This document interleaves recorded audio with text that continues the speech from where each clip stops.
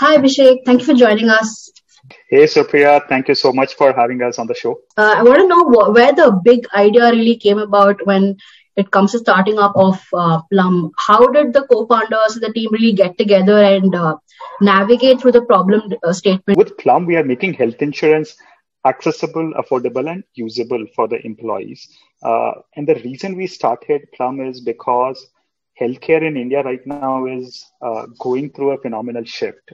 If you look at the healthcare costs, the kind of inflation that we see is almost 2 to 3 times of the general inflation. And then we have diseases like COVID-19 that are coming up, where the treatment of these diseases can actually wipe out the entire household savings. So what that is doing is increasing this awareness and actually penetration of health insurance as well in India at a massive level in the last couple of years. But the challenge that we saw when we started Plum was that not many Indians can afford health insurance. This is just because of the low per capita income that we have.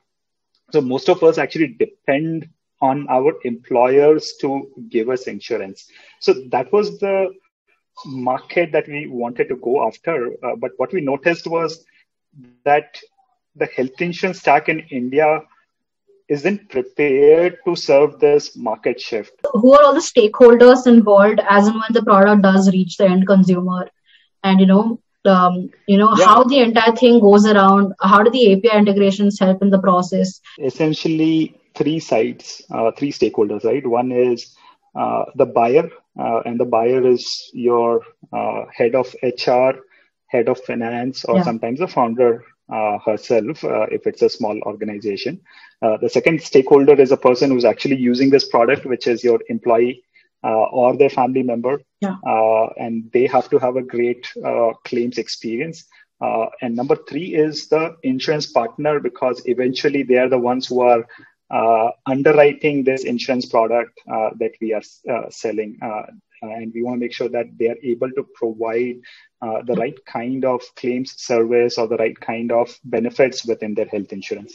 When you talk about APIs, the API is, what is API, right? API essentially is an interface that ties together all the process that exists between different stakeholders. So if there are 4 stakeholders here, which is the insurance company, Plum, the HR, and the employee, you want to make sure that the interactions between these 4 people are not happening manually. These are all happening using technology, and we are building APIs that essentially understands what are the core processes between these 4 stakeholders and integrate those processes using technology. Apart from these integrations, a big part of insurance, and which is in the long term, there are 2 things that matters when you're building an insurance company. One is what's the kind of claims experience that you have provided. And number 2, have you been able to underwrite, have you been able to do the right kind of risk assessment and fraud checks to make sure that you are actually building a profitable pool of customers. With respect to claims experience, everything that we do is using technology by building the right interfaces for the customers and building the right API integrations with the insurance companies in the background. And our goal is, one of the goals that we track is the claims NPS, the Net Promoter Score of everyone who's gone through that claims experience via Plum. And what we are really, really proud of is that we have the highest claims NPS in the industry and almost double of what the next best would be. Our claims NPS is at around 79 right now. The second part is your underwriting and the fraud checks. And again, that's very, very critical, because if you don't do the right kind of underwriting, eventually you will build a loss-making business and you would have to stop issuing any new insurance policies.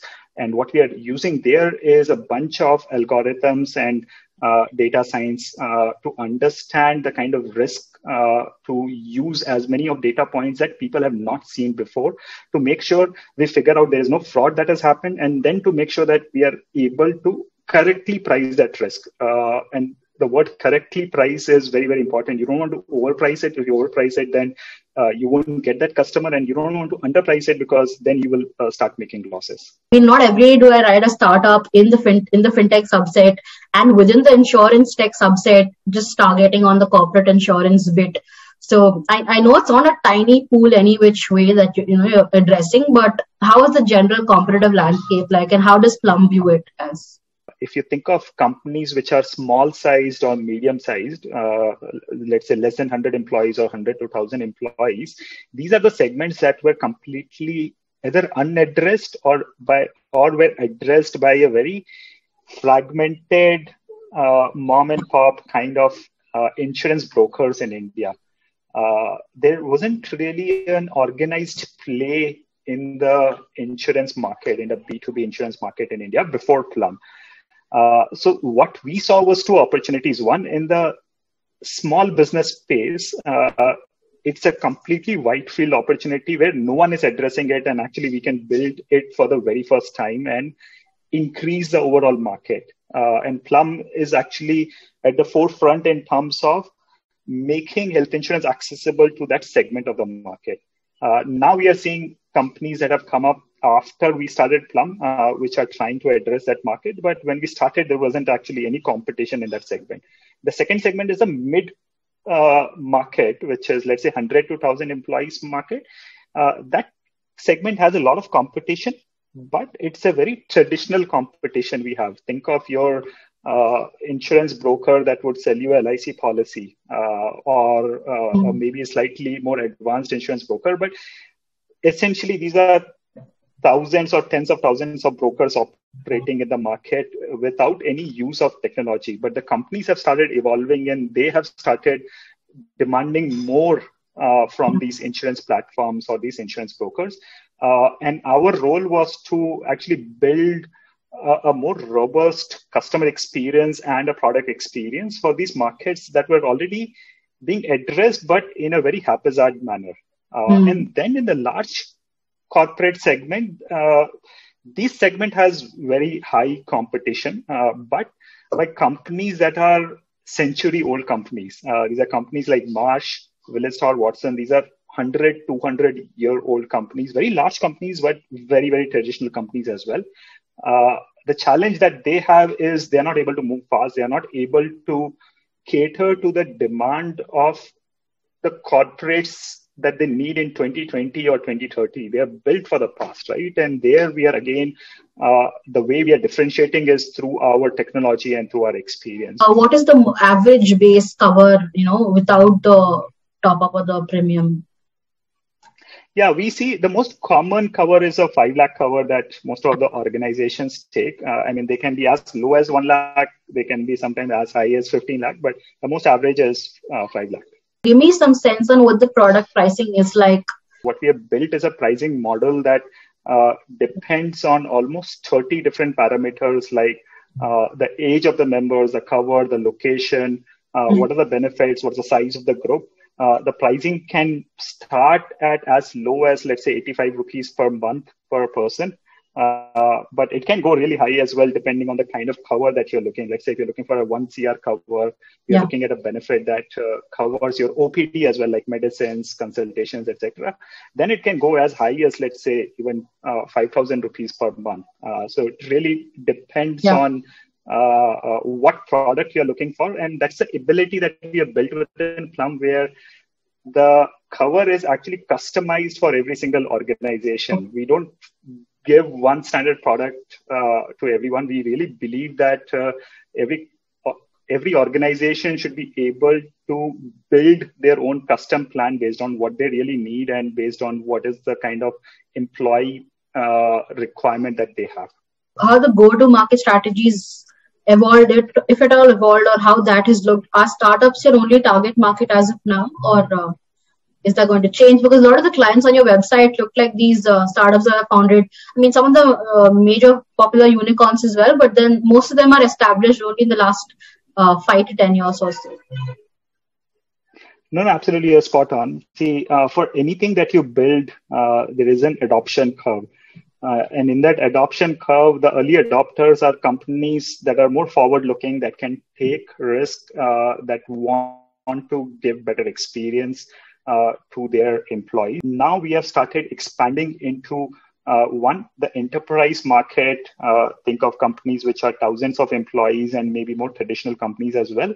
And we have also started expanding into your SME segment as well, where think of this as an IT service company or HR services, accounting services company. Go-to-market has been actually very straightforward, which is build a product that genuinely solves the pain point of the customers and build it in a way that your customer's life depends on it. And what that does is then your customers start talking about Plum to their network, right? So as founders and these communities of CEOs, CHROs, CFOs are very tightly knit communities. So if you actually do a really good job of building a great product, they will very naturally talk about your product in their own WhatsApp groups, in their other communities.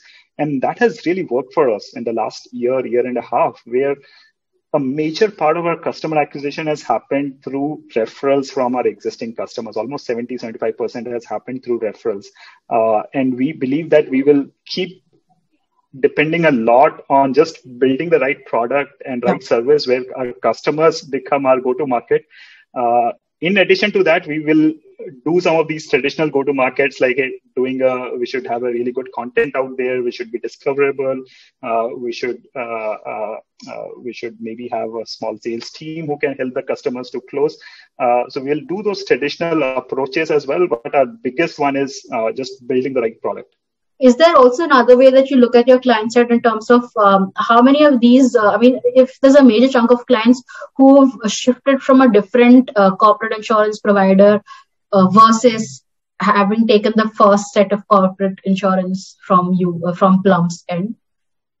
Is there also a categorization that you can pinpoint on? We do. Yeah, we do. So we call it the first-time buyers versus a renewal customer.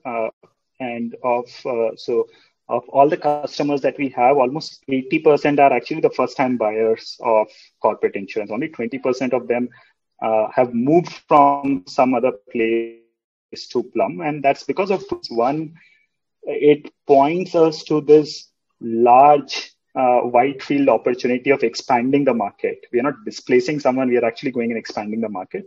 It also highlights our focus that when we started Plum, we focused on that smaller segment of market that was not addressed through this health insurance product. Could you now take us through how the growth projections look like in any metrics that you can put across, if not the top line, perhaps the customer base that you want to grow in a timeline in the coming months, or the number of insurers that you want to onboard, more partners with Plum, or just the number of companies? The single metric that we track is the number of members that we insure. We are at close to 100,000 members right now, but we want to grow that number to 10 million people that are insured in the next 4 years. So that's a single metric that we are tracking.